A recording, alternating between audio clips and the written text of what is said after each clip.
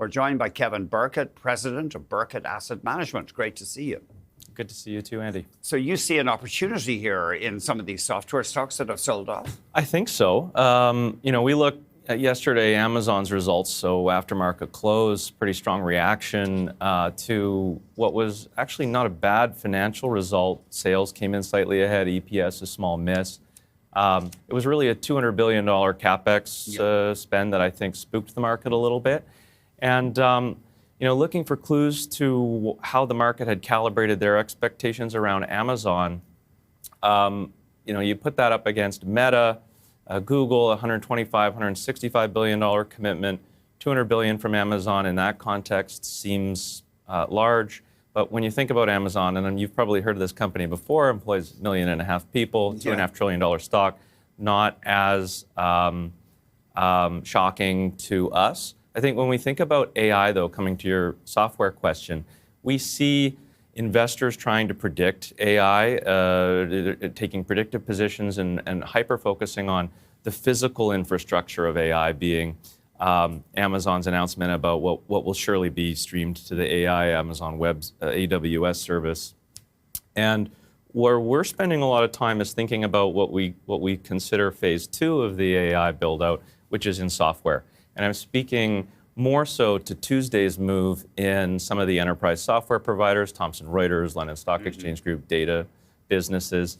And so if you change your disposition and how you angle to the AI theme from trying to predict short-term results, hyper-focusing on the physical AI infrastructure, the chip makers, this being NVIDIA, Taiwan Semi, suppliers to chip makers, ASML, and come to start to think about how those tools that may be under capacity constraints, but I think more interestingly, get extended into business applications.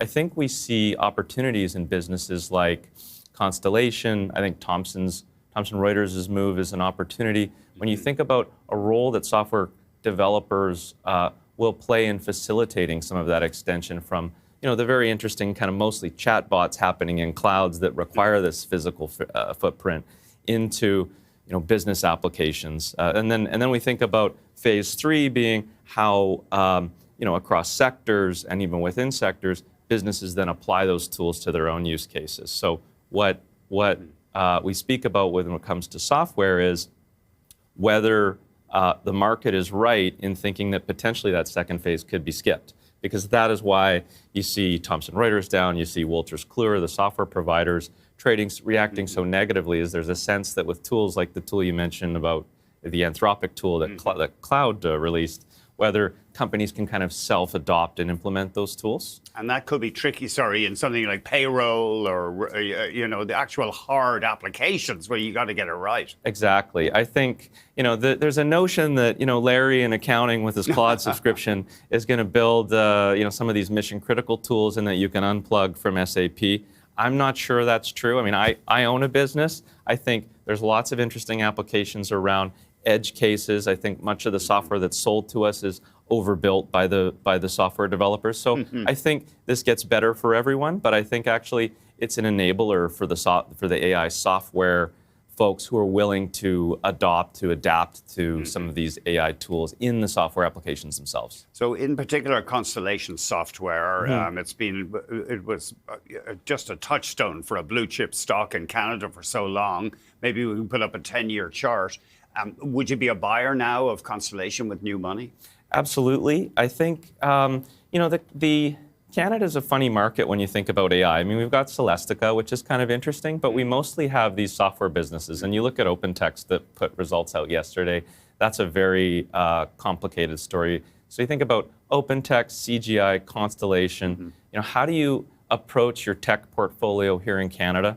Constellation, and I mean, I've been started this firm 10 years ago. It's one of those stocks that you watch and you want to buy it, and then it looks expensive, and then it gets more expensive. I think this is a rare opportunity for entry. September, Constellation CEO, who's somewhat of a prolific guy, Mark Leonard, surprised the markets. It was a health-related resignation as CEO. So that was kind of the first opportunity. I think some of the overhang on AI adoption is the second. And so you look at Constellation as being very central to this theme that I described, which is software fundamentally shifts over the coming years from systems of record to systems of action. And I think that makes software more valuable. And so I think if you're a Constellation aggregator type business where you're buying software that's already embedded, I think you're well placed to facilitate a transition into a more powerful tool set for your customers. And I think putting a more valuable set in your customers' hands, I think you can charge more for that. I think there's absolutely a role to play. And I think, as I say, these mission-critical business systems, which is really the bread and butter of businesses that Constellation looks for in their business model, which is mostly about acquiring companies that have those features. I think it's a great way to play that theme in this so-called phase 2 that we see as the next second-order consequence of AI. We have another idea here, Pollard Banknote. Haven't talked about them for a long time. And of course, they're big in lottery tickets, both physical and online lotteries.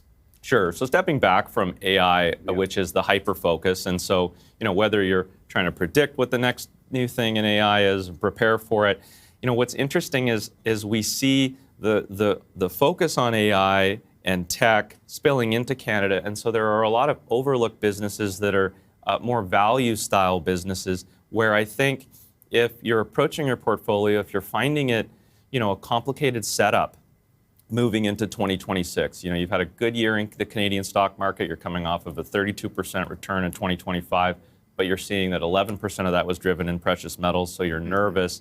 I think that if you're nervous, so am I. I think that our approach to this comes in two ways. One, I think you've got to be aware of what's happening in some of these big themes. But I think second, there are businesses, and Pollard is one, where you can step away from all that noise and find overlooked opportunities. And to me, Pollard is a great example. You look at CUSMA, USMCA. I was in Ottawa on Wednesday. I saw Stephen Harper's speech. I think investors can take note of a dispassionate approach to some of the trade tariff discussions. Pollard is selling scratch and win lottery tickets. The business is recession resilient, let's call it. Demand for lottery tickets tends to be fairly stable, highly regulated space, good company. Why has the stock drifted, though, for quite a few years now? The company itself, I think, is trying to find direction. It's owned mostly by the family, so 2/3 of the shares are in family members' hands. And when you look at the company, they've improved margins. Revenues very steadily increased over decades. But I think the question or the overhang on this stock is what does the future look like for Pollard Banknote? And I think while we wait, I think making bets today is I think future catalysts around what the future for this business holds could be more interesting. But in the meantime, it's a great earnings compounder that gets you out of the day-to-day swings of whatever the latest and greatest AI thing is. Thanks very much indeed, Kevin. Thanks.